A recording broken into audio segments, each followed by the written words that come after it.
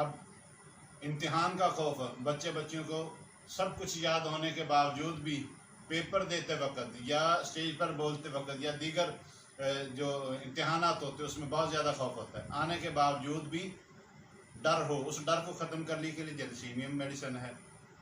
इसी तरह मौत का खौफ, बहुत सारे लोग होते हैं उनको खौफ होता है कि मैं मर जाऊंगा या मैं मर जाऊंगी। इवन यहाँ तक बताते हैं कि अपना मौत का वक्त भी बता देते हैं कि मैंने फ़लाँ टाइम मर जाना है। इस मौत के वक्त के बताने की या मुतय्यन करने पर दवा है एकोनाइट। अब उसको एकोनाइट की दवा देते हैं, ज़हनी अलामत ख़त्म हो जाती है। जब ज़हनी अलामत ख़त्म होगी मरीज़ तंदुरुस्त हो गया।